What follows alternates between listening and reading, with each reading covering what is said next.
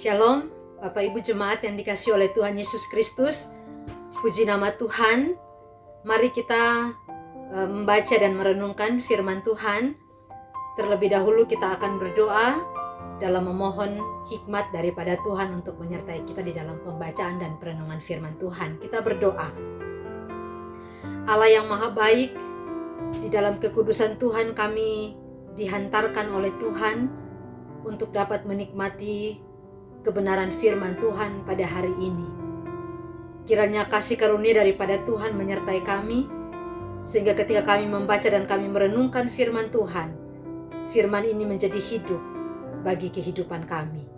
Di dalam nama Yesus Kristus, lawatan Tuhan bagi kami saat kami merenungkan firman Tuhan. Amin. Saudara-saudara, firman Tuhan hari ini terambil dari Hakim-Hakim pasal yang keempat, ayat yang pertama hingga ayat yang ke-24. Demikian firman Tuhan dengan perikop yang diberikan oleh Lembaga Alkitab Indonesia adalah Deborah dan Barak. Setelah Ehud mati, orang Israel melakukan pula apa yang jahat di mata Tuhan. Lalu Tuhan menyerahkan mereka ke dalam tangan Yabin, raja Kanaan yang memerintah di Hasor. Panglima tentaranya ialah Sisera yang diam di Haroset Hagoyim. Lalu orang Israel berseru kepada Tuhan, sebab Sisera mempunyai 900 kereta besi dan 20 tahun lamanya ia menindas orang Israel dengan keras. Pada waktu itu, Deborah seorang nabiah, istri Lapidot, memerintah sebagai hakim atas orang Israel. Ia biasa duduk di bawah pohon korma Deborah antara Rama dan Betel di pegunungan Efraim. Dan orang Israel menghadap dia untuk berhakim kepadanya. Ia menyuruh memanggil Barak bin Abinoam dari Kedes di daerah Naftali, lalu berkata kepadanya, "Bukankah Tuhan Allah Israel memerintahkan demikian? Majulah, bergeraklah menuju Gunung Tabor dengan membawa 10.000 orang Bani Naftali dan Bani Jebulon bersama-sama dengan engkau. Dan aku akan menggerakkan Sisera, panglima tentara Yabin, dengan kereta-keretanya dan pasukan-pasukannya menuju engkau ke sungai Kison, dan aku akan menyerahkan dia ke dalam tanganmu." Jawab Barak kepada Deborah, "Jika engkau turut maju, aku pun maju. Tetapi jika engkau tidak turut maju, aku pun tidak maju." Kata Deborah, "Baik, aku turut. Hanya engkau tidak akan mendapat kehormatan dalam perjalanan yang engkau lakukan ini, sebab Tuhan akan menyerahkan Sisera ke dalam tangan seorang perempuan." Lalu Deborah bangun berdiri dan pergi bersama-sama dengan Barak ke Kedes. Barak mengerahkan suku Zebulon dan suku Naftali ke Kedes, maka 10.000 orang maju mengikuti dia. Juga Deborah maju bersama-sama dengan dia. Adapun Heber, orang Keni itu telah memisahkan diri dari suku Keni, dari anak-anak Hobar, ipar Musa, dan telah berpindah-pindah memasang kemahnya sampai ke pohon terbantin di Jaanaim yang dekat Kedes. Setelah dikabarkan kepada Sisera bahwa Barak bin Abinoam telah maju ke Gunung Tabor, dikerahkannyalah segala keretanya, 900 kereta besi, dan seluruh rakyat yang bersama-sama dengan dia dari Haroset Hagoyim ke sungai Kison. Lalu berkatalah Deborah kepada Barak, "Bersiaplah, sebab inilah harinya Tuhan menyerahkan Sisera ke dalam tanganmu. Bukankah Tuhan telah maju di depan engkau?" Lalu turunlah Barak dari Gunung Tabor, dan 10.000 orang mengikuti dia.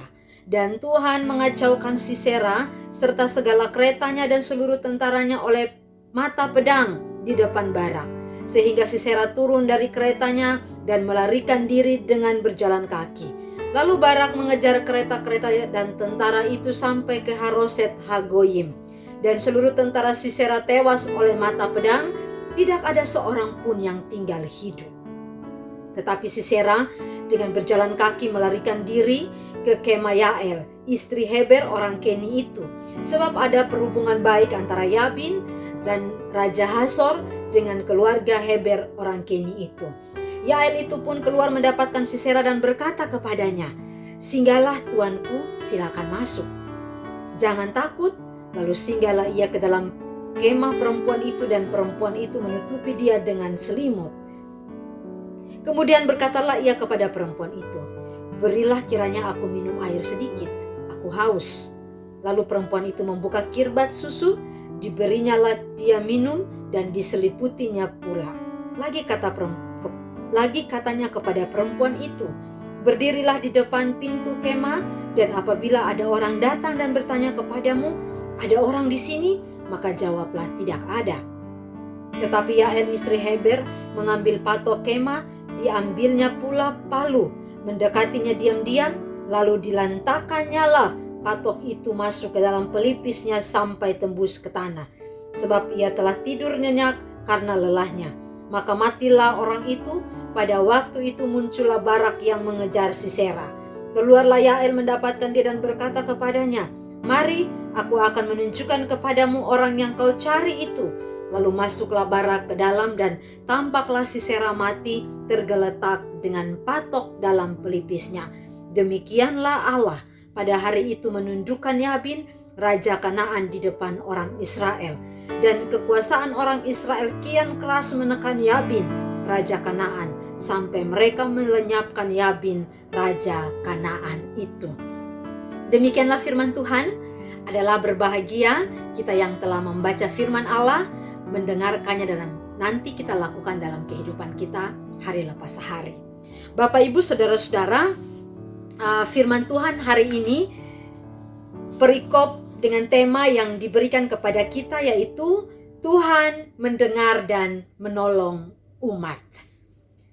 Saudara-saudara, ketika kita membaca kitab Hakim-Hakim pasal yang keempat, di dalam pasal yang ketiga sudah dijelaskan bagaimana dengan kehidupan bangsa Israel yang dipimpin oleh hakim-hakim terdahulu sebelum Deborah.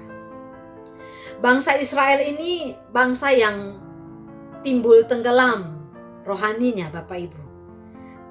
Kalau bahasa kita itu suam-suam kuku. Nanti hari ini semangat ibadah, minggu depan nanti enggak lagi. Apalagi biasanya orang bilang dia jemaatnya itu jemaat Desember dan jemaat Paskah. Jadi pas Natal dan pas Paskah baru nanti dia hadir mengikuti ibadah. Nah, kalau bangsa Israel ini berbeda lagi mereka. Mereka ini ketika dipimpin oleh para hakim yang mengarahkan mereka untuk makin dekat dengan Tuhan. Mereka setia kepada Tuhan. Tapi ketika para hakim itu sudah tidak lagi bersama-sama dengan mereka, sudah dipanggil oleh Tuhan, maka mereka kembali lagi kepada kehidupan mereka yang lama. Nah, inilah yang terus ditunjukkan oleh bangsa Israel. Nah, saudara-saudara, pembacaan kita dalam Hakim-Hakim pasal 4 ini, di mana ketika setelah Ehud mati, orang Israel melakukan pula apa yang jahat di mata Tuhan. Awal Ehud memimpin mereka kembali lagi setia kepada Tuhan, ikut Tuhan, mendengarkan arahan, mendengarkan perintah, setia kepada Tuhan. Tapi setelah kematian Ehud, mereka kembali lagi melakukan apa yang jahat di mata Tuhan.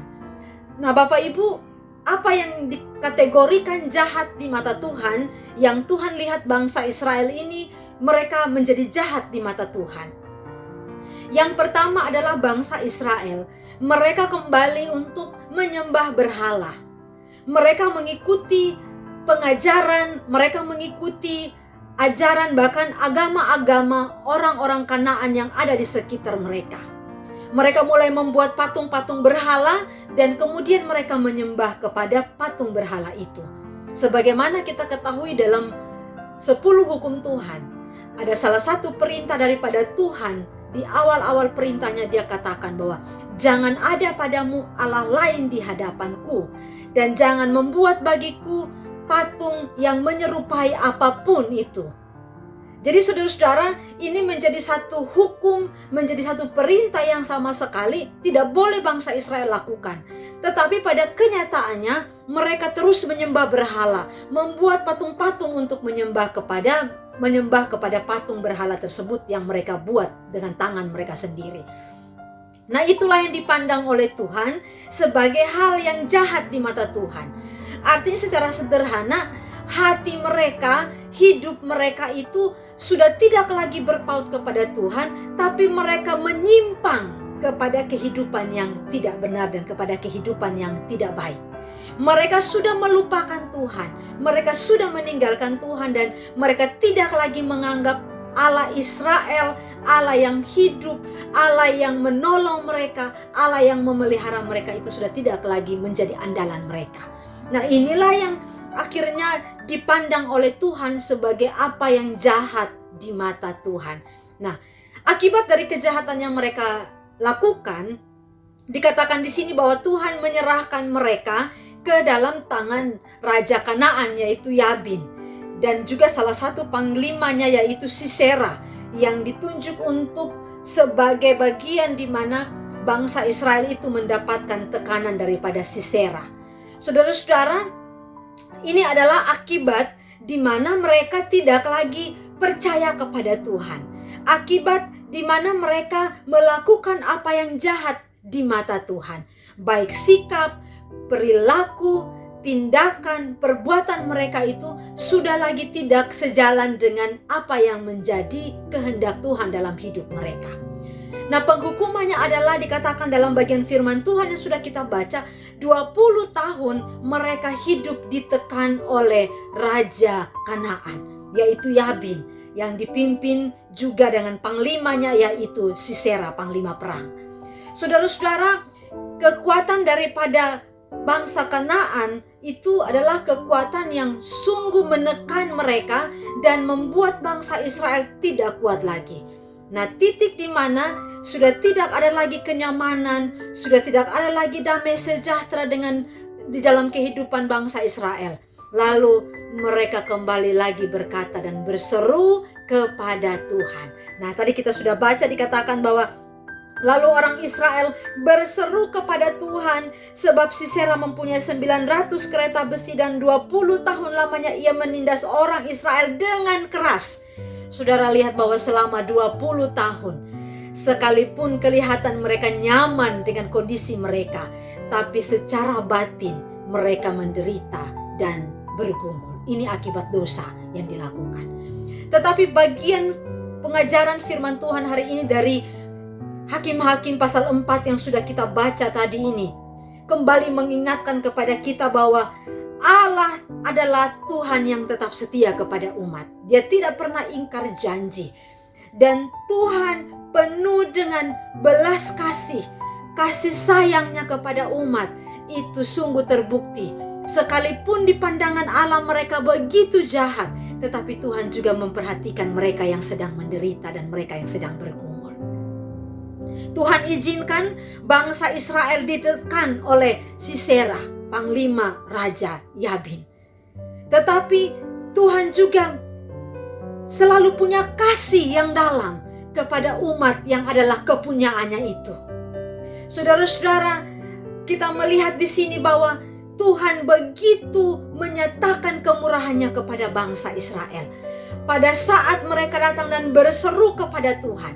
Kata berseru ini artinya ketika bangsa Israel mulai berdoa dan mereka datang kepada Tuhan dan memohon kiranya Tuhan mengasihani mereka. Kiranya Tuhan berbelas kasih kepada mereka. Kiranya Tuhan mengampuni mereka. Dengan hati yang tulus, dengan kemurnian yang dipandang oleh Tuhan bahwa mereka betul-betul tulus meminta pengampunan daripada Tuhan. Kita lihat di sini bahwa Allah yang penuh dengan kasih itu memberikan mereka pertolongan dan mendengar seruan daripada bangsa Israel. Dan yang Tuhan lakukan adalah Dia berbicara kepada Deborah, sehingga Deborah memerintahkan kepada Barak untuk maju berperang melawan Sisera. Di tengah-tengah situasi bangsa yang hilang damai sejahtera, yang hilang ketakutan itu, Allah membangkitkan Deborah sebagai pemimpin rohani dan juga Barak sebagai panglima tentara bangsa Israel untuk maju melawan Sisera. Pribadi yang kuat, tangguh. Tuhan bilang melalui Deborah, supaya Barak maju untuk berperang melawan mereka yang sudah menindas umat Tuhan. Saudara-saudara, mari kita melihat bahwa Allah itu adalah Allah yang cinta kasih.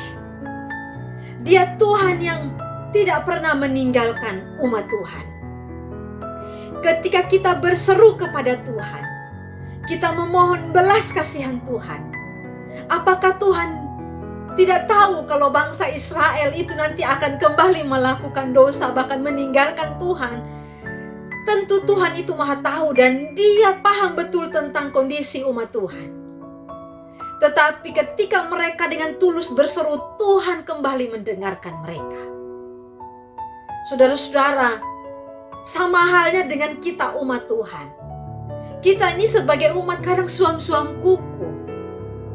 Hari ini kita begitu dekat dengan Tuhan, tapi besok kita tidak pernah dekat lagi dengan Tuhan. Kita melupakan Tuhan, kita mengabaikan Tuhan. Kemudian kita hidup di dalam dosa, hidup dengan kesenangan diri. Tetapi pelajaran ini mengingatkan kembali kepada kita, sebebas-bebasnya kita hidup dengan kesenangan dan kenyamanan kita. Kalau itu adalah tindakan yang tidak benar di mata Tuhan, maka tidak akan pernah ada damai sejahtera dalam diri kita, sekalipun kita merasa nyaman. Dan apakah Tuhan melihat kita tidak akan berbuat dosa lagi? Tuhan lihat bahwa bisa jadi kita akan melakukan dosa itu. Tetapi Allah melihat saat kita tunduk, saat kita bertelut, dan kita datang kepada Tuhan, berseru dengan hati yang tulus, kita katakan, Tuhan ampuni, Tuhan saya bertobat, mengikuti kembali tuntunan Tuhan, memohon kembali belas kasihan daripada Tuhan. Maka Allah yang berbelas kasih itu pun Dia akan datang dan mendengarkan seruan dan melepaskan kita dari himpitan yang adalah ujian yang Tuhan berikan bagi setiap pribadi kita. Jadi kalau kita berada di dalam tekanan hidup, kita hilang damai sejahtera, kita nggak tenang dengan situasi yang sedang kita jalanin hari ini.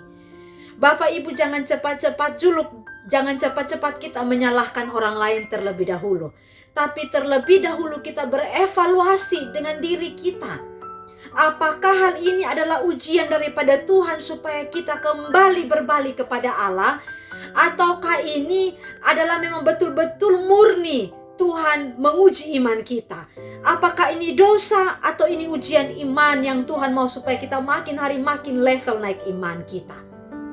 Tetapi kalau kita ada di posisi yang salah langkah, tetapi kita merasa nyaman dengan situasi yang kita jalanin hari ini, dan Tuhan izinkan perkara besar terjadi dalam diri kita, maka saudara, ketika kita berseru dan datang kepada Tuhan, Dia akan mendengar seruan kita. Kita berdoa kepada Tuhan. Bukan lagi kita katakan, Tuhan aku mau bertobat. Kalau mau bertobat berarti nanti masih mau bertobat. Tapi dengan tulus murni kita katakan, Tuhan saya bertobat.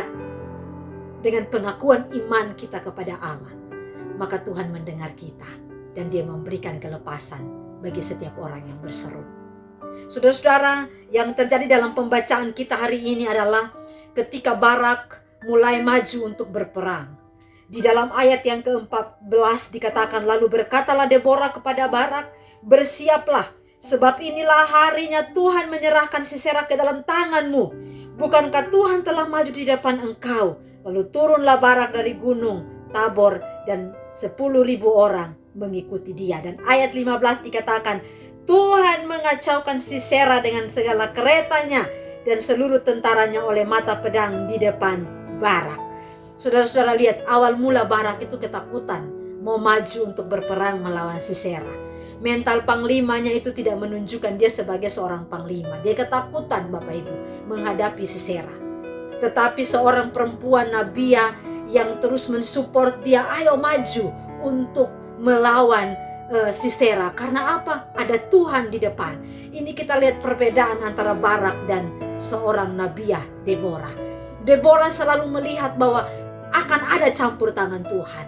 Tapi kalau yang Barak lihat adalah, Barak selalu lihat bahwa masalah ini besar. Berhadapan dengan Sisera yang punya pasukan yang besar, punya kereta besi, melawan dengan kita yang punya peralatan biasa-biasa saja. Ini tidak mungkin. Jadi kalau Deborah dia pandang kepada Allah yang hidup, sedangkan Barak dia hanya melihat masalah yang besar di depan dia. Tetapi bagian ini lalu membawa kita untuk melihat kalau Allah sudah buka jalan untuk kita, kalau Allah sudah mendengarkan seruan kita, kita bertobat, kita berbalik kepada Tuhan, dan kita mohon pimpinan Tuhan untuk menolong kita. Kita harus yakin dan percaya bahwa Allah yang hidup itu bersama dengan kita. Allah yang hidup itu ada di pihak kita, dan dia pasti akan membela kita. Karena kita sudah hidup tulus dan murni di hadapan Tuhan. Tidak seperti Barak. Kalau anak muda sekarang bilang cemen orangnya, mau maju tapi harus didampingi. Ibarat kata sekarang kalau orang mau melayani, pelayanan di depan mata Tuhan sudah percayakan. Tapi dia tidak mau untuk maju melayani karena yang dilihat kesulitan dalam pelayanan. Tapi dia tidak lihat bahwa ada Allah di dalam pelayanan itu yang punya pelayanan. Jadi kalau Tuhan utus kita untuk maju melayani Tuhan, terima, lakukan itu dengan sungguh-sungguh. Melayani Tuhan, dipilih oleh Tuhan, itu adalah kehormatan terbesar bagi Ibu.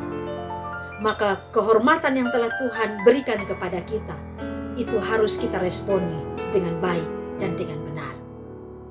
Dan Tuhan maju berperang untuk bangsa Israel. Di dalam ayat yang ke-18, 19 sampai 21, semua tentara yang dibawa oleh Sisera itu semuanya mati. Lalu Sisera berlari menuju ke satu tempat, dan dia ketemu dengan seorang perempuan yang namanya Yael. Orang yang mereka sudah berpisah dengan di ayat 11 itu. Adapun Heber, orang Keni itu telah memisahkan diri dari suku Keni, dari anak-anak Hobar ipar Musa, dan telah berpindah-pindah memasang kemahnya sampai ke pohon Tarbantin di Jaanaim yang dekat Kedes. Jadi Yael ini bersama dengan keluarganya, mereka sudah berpisah dengan hubungan relasi dengan bangsa Israel. Mereka ada di tempat tersendiri. Tetapi kita lihat bahwa iman mereka kepada Allah yang hidup, yang mereka sembah itu tetap ada di situ, tetap ada dalam diri mereka. Dan Tuhan menyerahkan Sisera, seorang panglima yang hebat, yang kuat, yang gagah perkasa, di tangan seorang wanita yang lemah, di tangan seorang perempuan, ibu rumah tangga. Itu Tuhan memberikan pertolongan melalui perempuan, seorang wanita, ibu rumah tangga. Artinya bahwa bagi Tuhan itu tidak ada yang mustahil. Maka yang dituntut dengan kita adalah apa? Percaya, yakin, taat, melangkah. Jangan percaya, taat, tapi tidak mau melangkah. Bagaimana mungkin kita mau melihat Allah bekerja untuk kita, tapi kita tidak mau maju-maju. Kita hanya berpikir, aduh saya pengen bikin usaha A, B, C. Saya ingin menghidupi keluarga saya dengan buka usaha ini. Tapi kita selalu berpikir, aduh bagaimana ya. Tapi kita tidak memulai. Kalau kita sudah memulainya Bapak Ibu, hasilnya seperti apa? Yang penting kita sudah memulainya. Dan disitulah kita akan melihat bagaimana campur tangan Tuhan dalam hidup kita. Lihatlah, ketika Tuhan menolong bangsa Israel untuk membunuh Sisera, bukan melalui tangan Barak, seorang panglima yang hebat, bukan melalui tentara-tentara yang ikut berperang, tapi justru hal yang tidak pernah mereka pikirkan, yaitu melalui Yael, istri Heber, seorang perempuan yang lemah. Saudara-saudara, hari ini terus kita belajar. Tuhan mendengar dan menolong umat. Ini adalah janji Tuhan. Saya baca satu bagian firman Tuhan dalam Yesaya 59 ayat 1 dan 2. Dikatakan demikian. Sesungguhnya tangan Tuhan tidak kurang panjang untuk menyelamatkan, dan pendengarannya tidak kurang tajam untuk mendengar. Tetapi yang merupakan pemisah antara kamu dan Allahmu, ialah segala kejahatanmu. Di saudara-saudara, Tuhan bukan tidak dengar doa kita. Tuhan bukan tidak mengulurkan tangannya untuk menolong kita. Dia Allah kita, Dia Tuhan kita. Tapi Tuhan melihat apakah hati kita itu murni dan tulus dengan Tuhan. Yang Tuhan inginkan dari hidup kita itu apa, Bapak Ibu? Kalau hari ini kita bertanya, kita berpikir dalam diri kita, Tuhan mau apa bagi saya?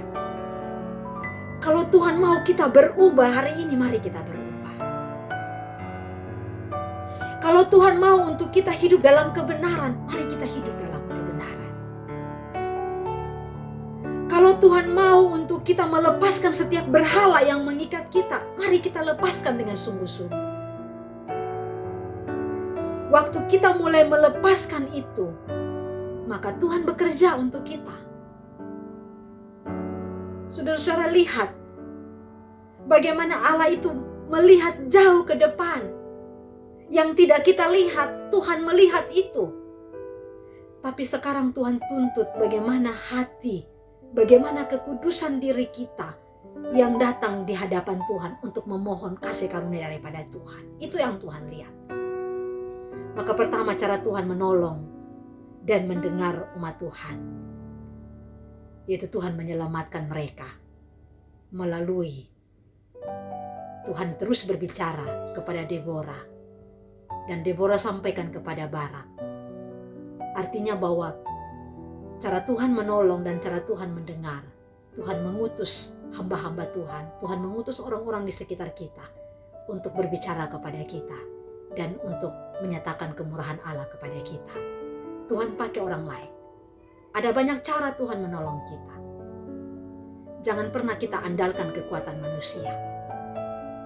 Barak, sekuat-kuatnya Barak, dia tidak mampu matikan si Sisera. Justru perempuan Yael yang matikan si Sisera. Artinya kekuatan dan tenaga manusia itu ada batasnya. Tapi bersama dengan Tuhan, dia mampu untuk melakukan banyak perkara yang besar.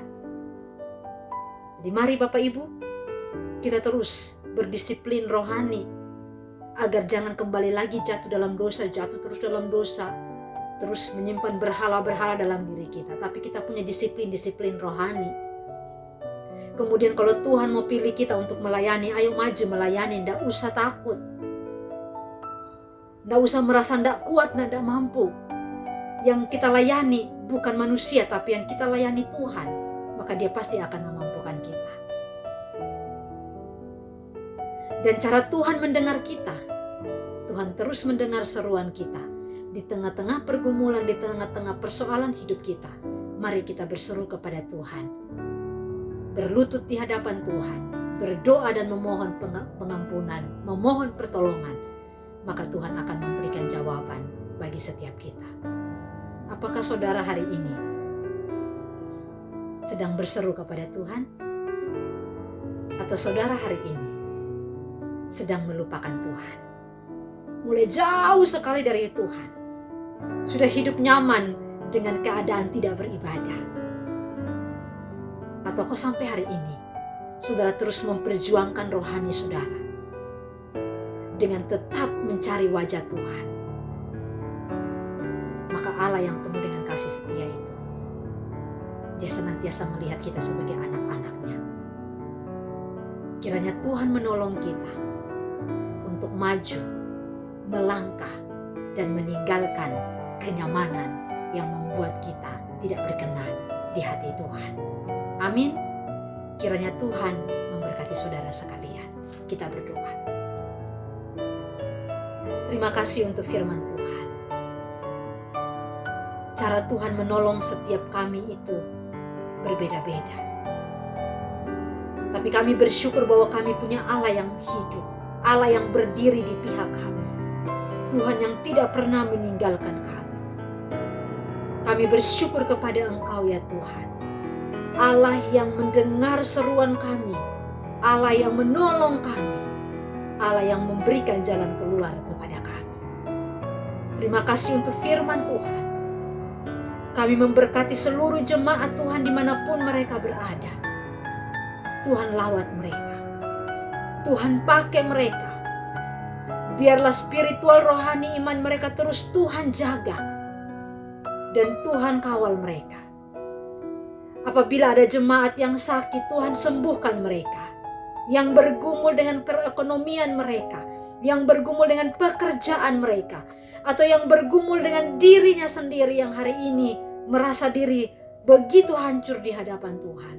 Tuhan pandang mereka dan Tuhan lihat mereka. Terpujilah Tuhan yang memberkati kami dalam firman-Mu hari ini. Haleluya. Amin. Selamat hari Minggu. Tuhan Yesus memberkati kita semua. Salam.